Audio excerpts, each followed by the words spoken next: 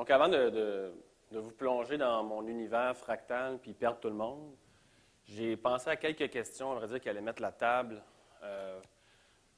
Moi, j'en ai rien à faire, à vrai dire, du niveau des gens ici. Ça se peut que je perde la moitié de la salle, ça se peut que les gens soient absolument incapables de me suivre. Donc, vous avez juste à lever la main en disant « Vous m'avez perdu, M. Bellil ». La scénarisation d'expérience transmédia, ça se résume, à vrai dire, en quelques questions que je vais vous poser, juste pour aussi faire un genre de census, un genre de consensus. Je veux savoir qui a lu des bandes dessinées dans sa jeunesse ici. OK. Qui a des enfants de moins de 15 ans dans la salle? Qui a déjà vu Star Wars? Peu importe l'épisode. Qui a lu Le Seigneur des Anneaux? OK. Qui est déjà allé dans un grandeur nature? Un grandeur nature, un jeu de rôle en campagne, là, où est-ce qu'on se frappe avec des épées? Qui a suivi les élections de Twitter sur... qui a suivi les élections sur Twitter? OK. Et finalement, ou plus ou moins, qui a déjà utilisé un Walkman dans sa jeunesse? OK.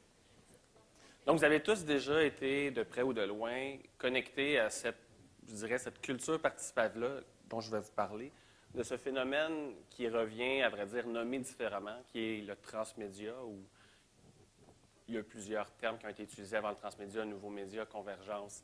On pourrait appeler la culture participative, à vrai dire, avec les médias, les citoyens ou les utilisateurs ont tout le temps été les premiers innovateurs avec les objets technologiques qu'on leur a mis entre les mains. Et donc, ces questions-là, je vous inviterai à les garder en tête, particulièrement celles sur les enfants de moins de 15 ans. Récemment, mon père, j'ai acheté un iPad. Je commence ma présentation comme ça, mais c'est... Mon père reçoit l'iPad et il regarde qu'est-ce que je peux faire avec ça. Et il cherche le guide d'instruction. Et j'ai ma petite fille d'1 an qui est à côté qui, elle, sans attendre, pèse sur n'importe quoi, découvre une application pour faire des dessins et commence à dessiner. Donc, quand on a un socio construit dans la tête, quand on a été éduqué à voir la technologie d'une façon, je dirais, complexe, et qu'on a, d'un autre côté, un individu, un utilisateur qui n'en a rien à foutre, à vrai dire, de ces conventions-là, puis qui fait juste dire « I'm gonna fail, c'est pas grave », l'apprentissage est très différent, la cognition est différente, puis l'expérience utilisateur est complètement refaçonnée. Donc, je vous inviterai à laisser vos barrières de côté dans cette présentation. Ça se peut que j'en perde, moi-même, je me perde à travers cette présentation-là. Rapidement, les thématiques, ça ne veut pas dire qu'on va aborder toutes ces thématiques-là. Vous pourrez m'orienter vers celles qui vous touchent le plus. Les objectifs primaires de la planification, de la scénarisation de l'expérience utilisateur, un peu ce que Sébastien Fauré disait tantôt, la recherche sur les utilisateurs, les méthodes d'investigation pour savoir ce que les gens ont besoin ou auraient besoin. Les prochaines vagues, les 3 types de vagues à observer au niveau de l'innovation, l'innovation sociale, technologique, l'innovation des marchés. La culture participative, ou ce qui en reste, ou ce qui est à venir de la culture participative, si elle existe, est-ce que c'est un mythe? Est-ce que c'est quelque chose qu'on a inventé pour faire à croire que le game design, que les gamers étaient importants dans la culture? Donc, je vais vous expliquer la différence entre un fan, un blogueur et un gamer, mais c'est toutes les mêmes personnes, mais qui ont des niveaux de participation différents dans la société. On parlait de principes, des principes qui guident ma façon à moi de réfléchir une histoire, une expérience, un univers, ma façon à moi de voir la marque. Je ne viens pas du marketing, je viens vraiment du product design. Donc, peut-être à la vision Apple, j'essaie d'inventer des produits qui ont un sens, qui sont utiles, puis que si c'est vraiment utile et pertinent, bien, je n'aurais pas besoin de faire autant de pubs pour le vendre. Ça dépend du marché dans lequel vous êtes. La différence entre la création de récits et l'acte de les raconter. Donc, on est tous des storytellers. On se fait tous donner des récits. On est tous touchés par des livres qu'on a lus, des jeux auxquels on a joué. Et ensuite, on les raconte à nos amis, on les recommande, on les raconte. On fait des pitchs dans les ascenseurs. On a 30 secondes, on fait notre pitch de vente. Mais des fois aussi, on essaie d'inspirer quelqu'un à faire un acte. On a des causes. On a un parent malade. On essaie de chercher de l'argent. On essaie de vendre nos produits. Les rôles de l'auteur et du curateur à l'ère 2011, qui ont beaucoup changé dans les 10 dernières années. La complémentarité, finalement, entre le modèle de campagne marketing traditionnel et les autres choses qui émergent dans un univers de plus en plus fusionné, où est-ce que les médias sont plutôt en réseau plutôt que fractionnés, où est-ce que les citoyens deviennent acteurs plutôt que simplement consommateurs. Rapidement, ma job de tous les jours, c'est que je développe et je conçois des produits qui sont facilement trouvables selon les états d'esprit de l'utilisateur, c'est-à-dire je fais de l'architecture d'information, je choisis des noms de produits, je les place sur Internet, je regarde ce que les gens cherchent et je m'adapte à ce que ces gens-là cherchent. Donc, si quelqu'un cherche un char, peut-être qu'il veut trouver sa femme. Quelqu'un qui cherche sa femme va peut-être trouver un char. Ça a l'air abstrait comme ça, mais quand on cherche sur Internet, il y a un phénomène de sérendipité où est-ce que les gens ne cherchent pas nécessairement de la même façon. On associe nos idées de façon un peu plus métaphorique. Donc, la recherche humaine n'est pas logique, elle est métaphorique. Donc, on associe des idées entre elles, on se construit des histoires et ensuite on donne du sens. On construit de manière à inciter sa découverte. Donc, une fois que les gens te trouvent, c'est bien le fun, mais il faut que ce soit intéressant à découvrir ton produit ou ton message. Donc, je design des interactions, je pense à des façons utiles d'amener les gens dans un sujet ou du moins à les faire sortir s'ils ne sont pas à la bonne place. Et j'essaie de les persuader. C'est la job que j'aime le moins, mais ça reste que c'est un peu ça que la publicité et le marketing cherchent des fois à faire, c'est-à-dire de vraiment insister sur le fait que ce serait important que tu découvres mon produit. Il y aurait des gens qui appellent ça de la propagande, mais j'ai gardé persuasion. Inciter les utilisateurs à partager leurs découvertes. Ça, c'est l'aspect social qui est émergé depuis, disons, 5 ans, vraiment profondément dans la société, en tout cas chez les jeunes. C'est-à-dire que quand on découvre quelque chose, on peut participer à sa création ou du moins à sa propagation.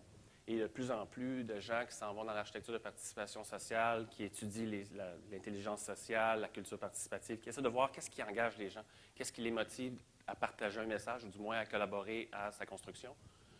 Finalement, quatrièmement, c'est penser à quelque chose qui est utile, pertinent, valable, pas juste utilisable.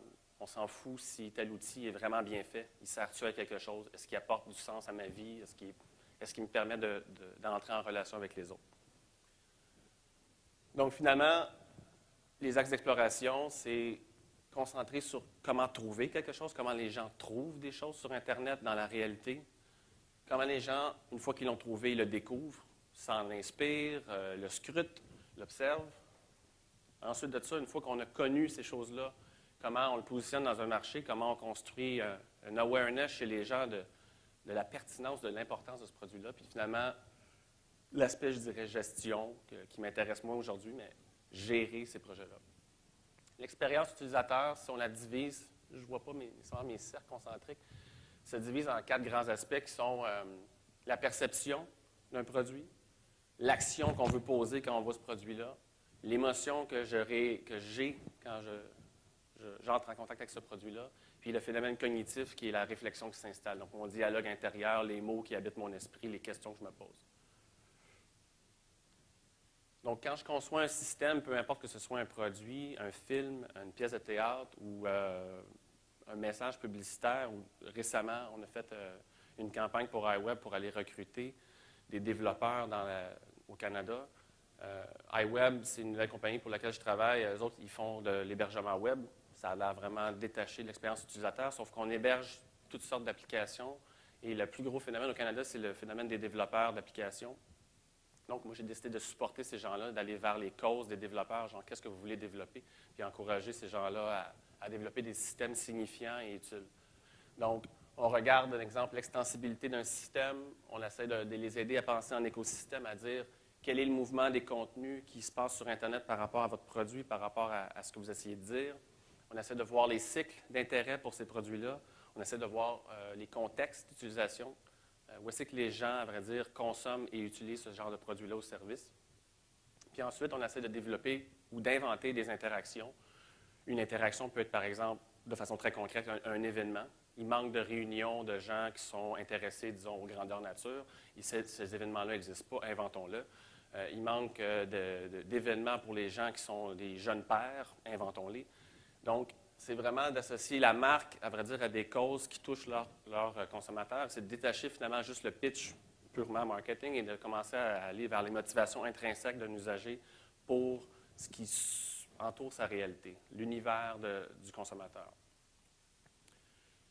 Les 3 vagues d'innovation, donc la façon que moi je perçois la réalité et que je l'aborde dans mon day-to-day, c'est il y a des vagues technologiques qui nous frappent à peu près maintenant à tous les 6 mois, à toutes les années, je dirais, qui ont vraiment accéléré, qui sont, on est passé, disons, d'un moment où est-ce qu'on avait des vinyles, qui était un peu accident technologique, qui nous a amené, juste un exemple, une parenthèse sur le vinyle, C'est quelqu'un qui faisait, en 1950, il faisait une recherche sur faire des diamants.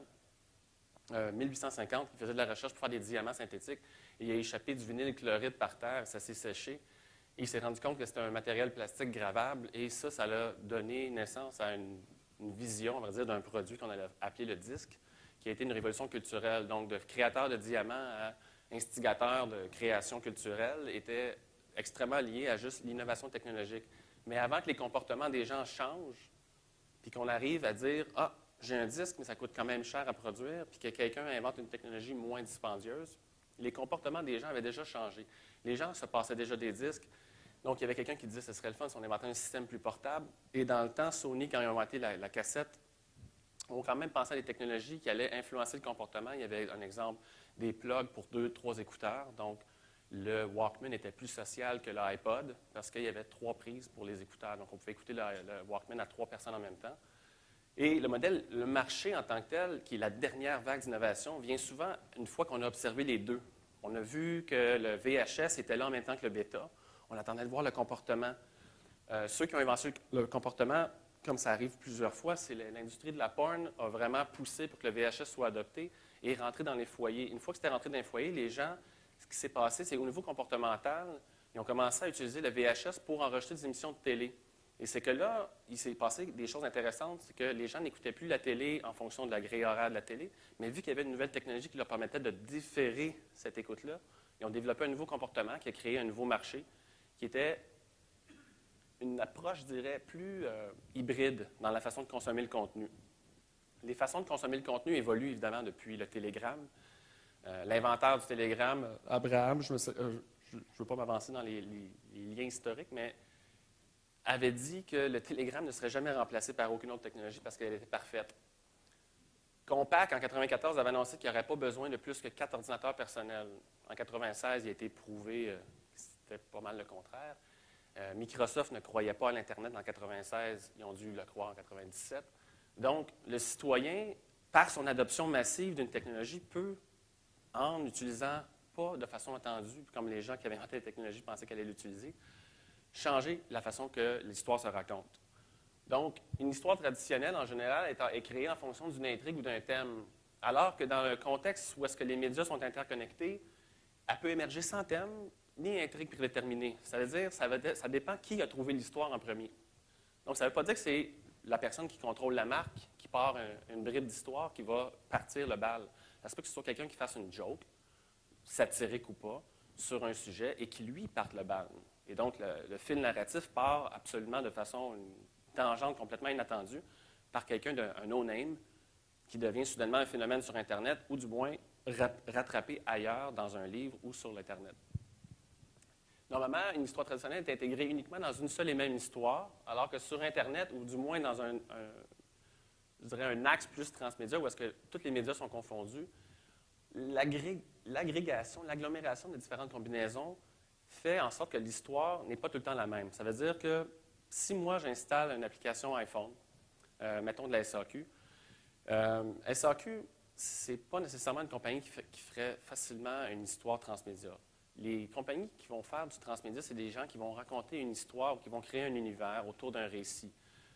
On peut créer des utilités avec des histoires, mais je vais prendre les compagnies de films, les compagnies qui vont défendre des causes, sont plus propices à comprendre l'application du transmédia et des récits multiplateformes.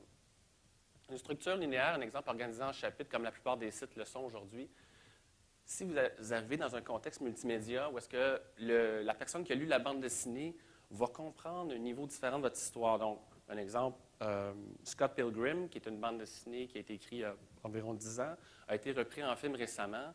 Il y avait des followers, donc il y avait des fans. Le fanfiction existe depuis 30 ans, depuis Star Wars, à vrai dire. Le fanfiction est bâti autour du fait que les gens qui ont vu un contenu vont se l'approprier, veut pas, et ils vont commencer à le véhiculer à leur façon. Ils vont le filtrer avec leur perspective personnelle et ils vont le transférer. Grâce à Internet, grâce aux applications mobiles, grâce au réseautage un peu plus facilité aujourd'hui, on peut créer des univers parallèles qui sont les univers des fans.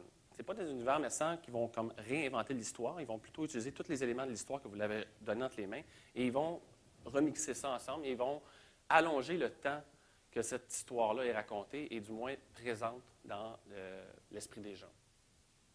On peut représenter des actions dans une histoire traditionnelle, dans des contextes géographiques, mais dans le web et avec les applications mobiles et dans le contexte aujourd'hui où est-ce que on peut participer à une histoire, on peut vraiment agir, on peut vraiment donner. Le concept de microfinancement inventé en 1977 était une théorie super belle pour les grands consortiums de ce monde. Aujourd'hui, je peux financer un village africain. Si on se met à 600 puis on paye chacun 6 cents, on peut construire un puits en Afrique, juste en donnant 1 cent sur un site web. Cette notion-là de microfinancement était théorique à l'époque. Maintenant que la technologie elle nous facilite l'approche et l'accès à ces choses-là, on peut vraiment répondre de façon concrète à des besoins réels de la société. Normalement, une histoire traditionnelle va représenter, refléter, parler à propos d'émotions, d'actions de personnages. Dans un contexte transmédia ou du moins participatif, le citoyen va être invité à faire des véritables actions. C'est toi, en tant que consommateur, en tant qu'acteur, qui va être invité à poser des actions, à agir sur ton monde et du moins à essayer d'interagir avec ton environnement. Tu vas être impliqué dans le système narratif. Tu ne seras pas distancié, tu ne seras pas juste un observateur.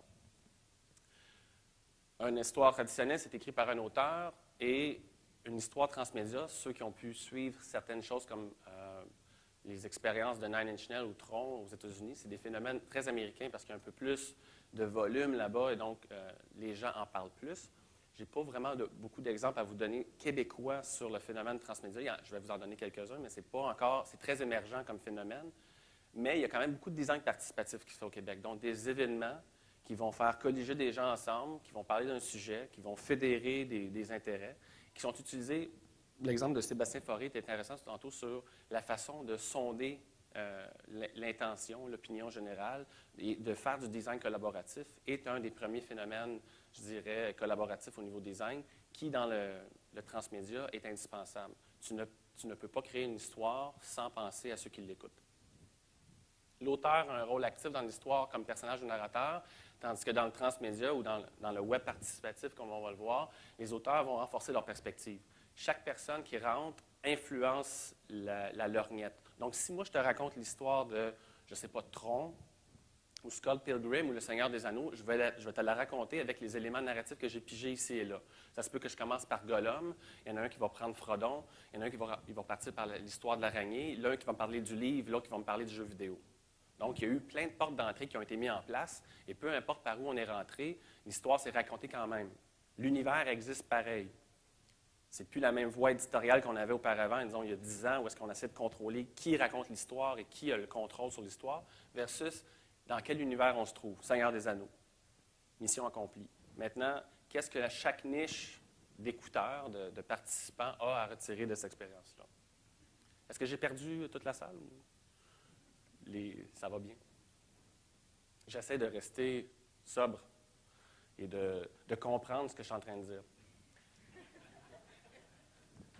La culture participative, ce n'est pas un mythe. La culture participative, on est dedans à plein pied. La culture participative, ça commence par aller voter.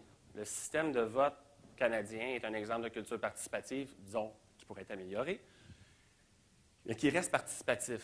On pourrait appeler le design participatif qui se fait dans toutes les villes du Canada, les 1 % qu'on donne aux artistes de créer des balançoires dans les milieux publics, faire un parc, c'est un acte de design participatif, créer une salle de conférence comme ça, c'est un acte de design participatif, créer des designers industriels qui font des tables rondes pour des conférences, c'est du design participatif. C'est penser, il va y avoir du monde qui vont s'asseoir ici puis ils vont vouloir se parler ensemble. À quelle distance je mets chaque chaise une de l'autre? Est-ce que je donne de l'eau ou du jus d'orange? Toutes ces questions-là qui sont de l'ordre purement gestion événementielle, ça reste une notion d'accueil. L'accueil, tout le monde en fait dans sa vie, tout le monde a fait des parties, tout le monde est allé à l'école. L'école, en tant que telle, est le premier terrain de design participatif. Donc, tout le monde est participant dans la culture, à un niveau différent. Et les différents comportements, on peut les promouvoir pour qu'elles émergent. Le premier, c'est le jeu. Tout le monde veut jouer. Les enfants apprennent par le jeu dès leur première heure. Même avant de parler, ils jouent. Et par le jeu, en jouant avec des objets, leur cognition se développe. Et ils communiquent avec nous de façon très, très ludique, mais c'est par là qu'ils apprennent, à vrai dire, tout le reste de leur humanité, de leur empreinte. La deuxième chose, c'est la performance. C'est l'acte de monter sur un stage et de se commettre à dire, de poser une opinion, de poser le pied et de dire, genre, je pense ceci.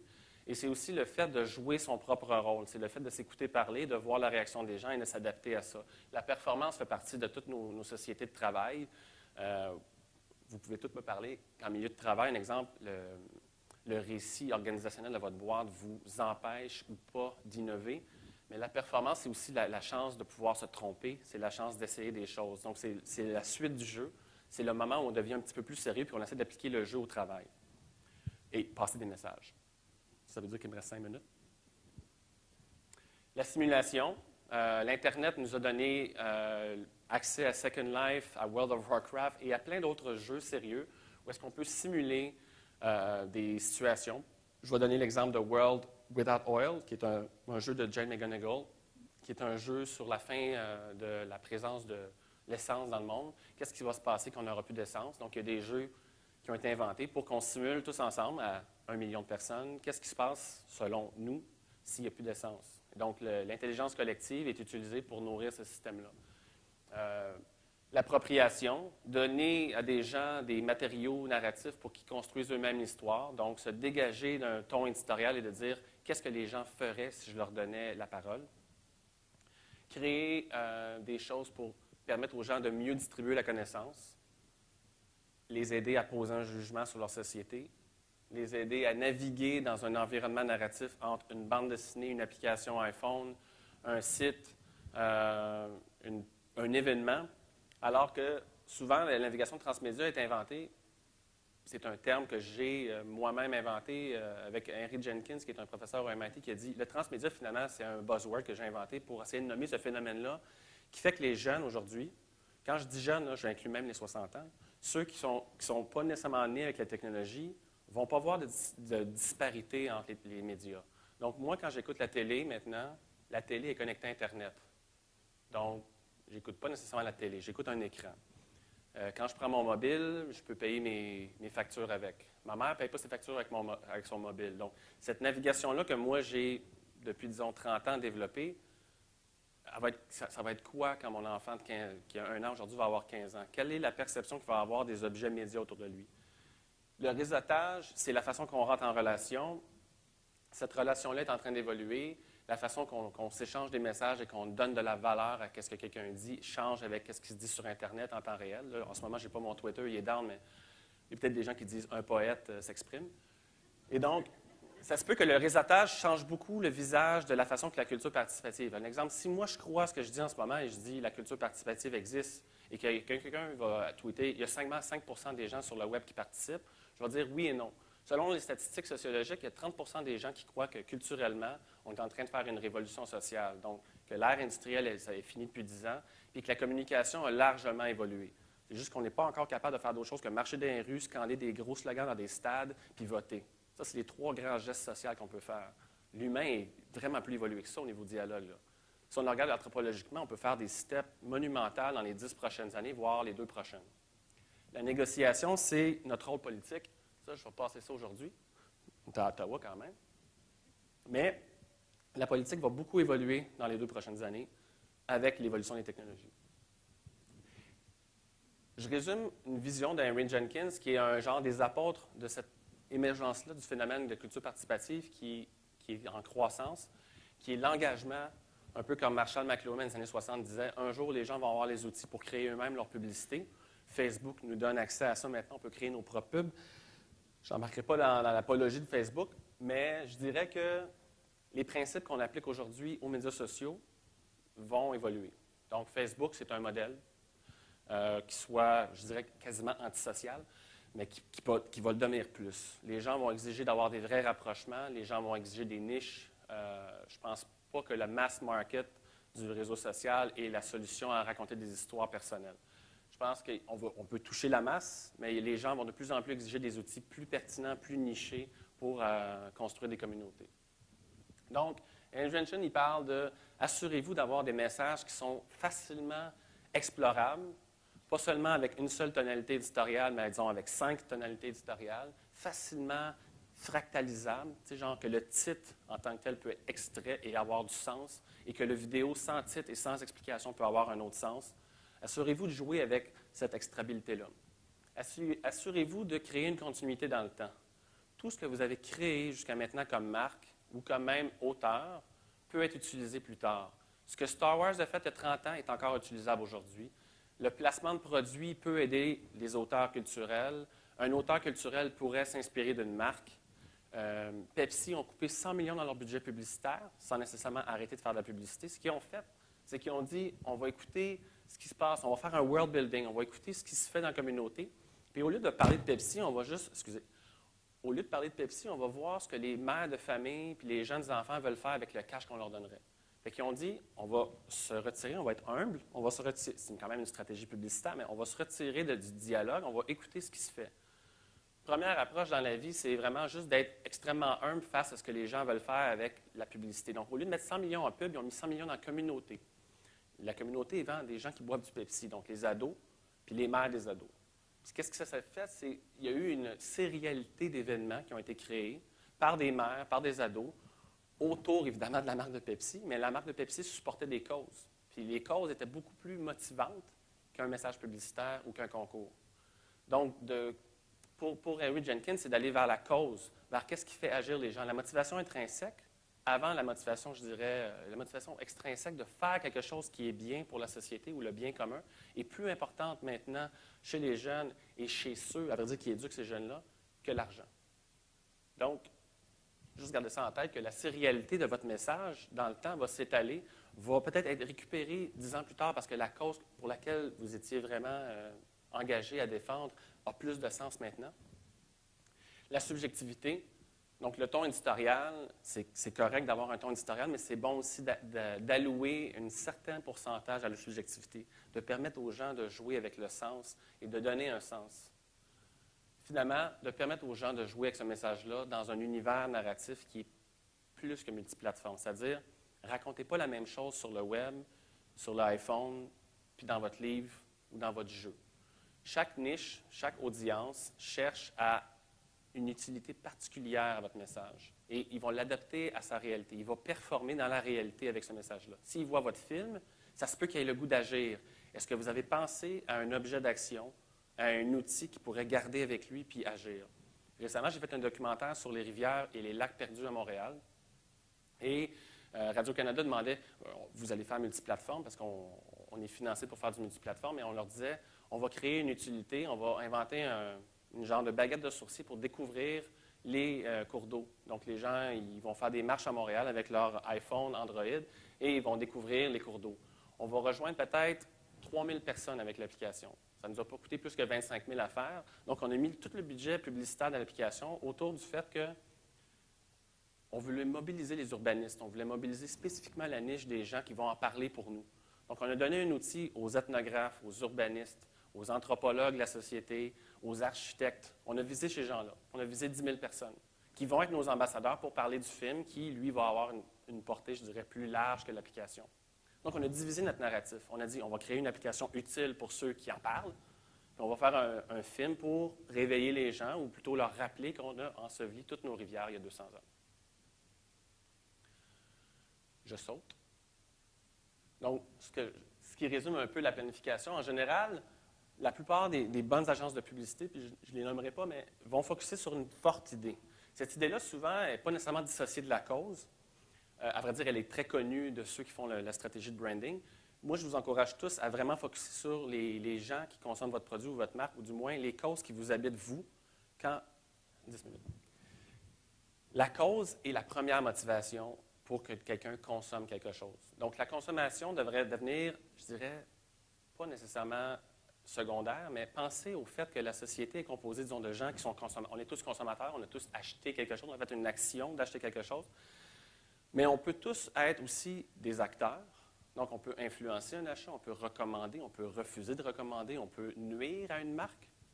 On peut aussi être des makers. Donc, il y a une culture, disons, à 15 % de la population qui sont des gens qui créent des objets, qui refont des objets, qui recyclent, qui pensent aux déchets, qui pensent à plein de choses qui sont liées au cycle de vie des objets qui nous entourent.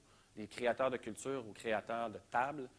Celui qui dit qu'il va y avoir 6 vis là-dedans versus il va en avoir 2. Ça va être fait en plastique ou ça va être en bois recyclé. Il y a des gens qui pensent de façon concrète à faire les choses. Et il y a les hackers, ceux qui prennent les choses déjà faites, qui les reconstruisent et qui leur donnent un autre sens, en disant ça, c'est pas une table, c'est un banc, ou ça, c'est pas une table ni un banc, c'est, je sais pas, un mur.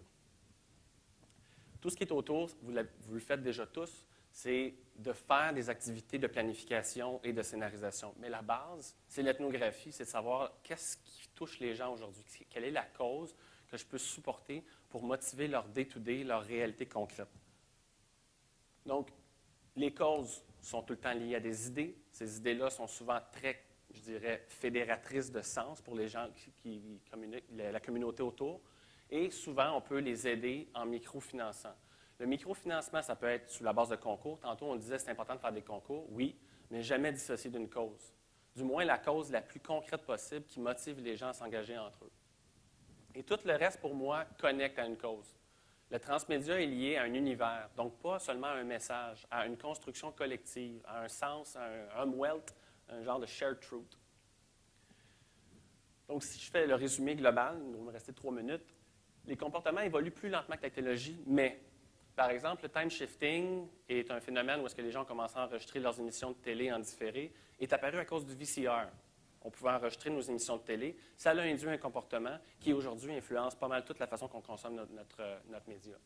Le screen shifting qui commence à apparaître. Moi, j'écoute mon Netflix sur mon iPad, je fais stop, j'arrive sur ma télé, je fais play, je suis là. Vidéotron fait la même chose avec Illico, Bell aussi. Donc, le screen shifting est apparu parce qu'on a plusieurs écrans et le contenu suit d'un écran à l'autre. Les jeunes, c'est naturel. Pour nous, on a besoin du guide d'emploi, mais de plus en plus, les gens s'attendent à ce genre de mobilité des contenus-là, cette ubiquité des transferts-là. La marque la plus importante actuellement, selon moi, c'est la personne qui recommande. C'est nous. C'est la façon qu'on se forme notre opinion. Elle est formée par les gens qui font les produits, mais aussi par notre entourage social. La motivation 3.0, à défaut de vouloir le brander, c'est, en ce moment, je vous dirais, encourager le purpose au lieu du profit. Focuser sur pourquoi vous faites la chose. Focuser sur qu'est-ce qui motiverait les gens à embarquer dans votre cause, plutôt que juste sur le profit direct et rapide. Le jeu sérieux entre les faits et la fiction. La fin du Walled Garden, c'est la fin d'un monde fermé sur une seule histoire. Permettez aux gens d'interpréter et de véhiculer votre histoire, votre message, à travers d'autres lunettes. Créez des lunettes d'interprétation et laissez-vous surprendre par la force collective du récit. Future plateforme d'entertainment, je close sur les grandes choses à retenir, sur si vous avez des stratégies ou des tactiques à développer, des choses que j'ai vues qui fonctionnent. Microtransactions, focuser sur des valeurs basses. Un exemple, des choses qui coûtent peu cher, mais qui vont avoir beaucoup, beaucoup de monde qui vont vouloir. Le modèle Apple est un exemple concret de rentabilité concrète. C'est des petits prix sur le long terme, donc des niches. Viser des niches plus que la masse dans ces milieux-là.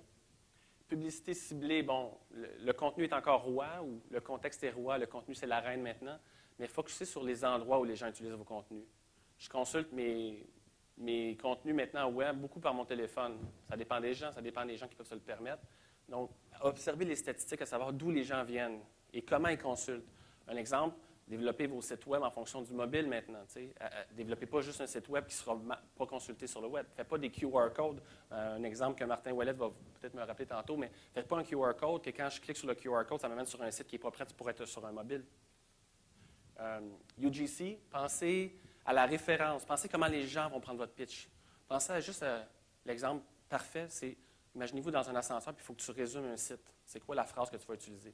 Bien, la phrase, il va l'avoir prise sur votre site, ou il va l'avoir pris en tapant dans Google, puis en ayant trouvé le titre de votre site. Si votre titre de page est Home, c'est sûr que vous n'allez pas avoir un dialogue super profond.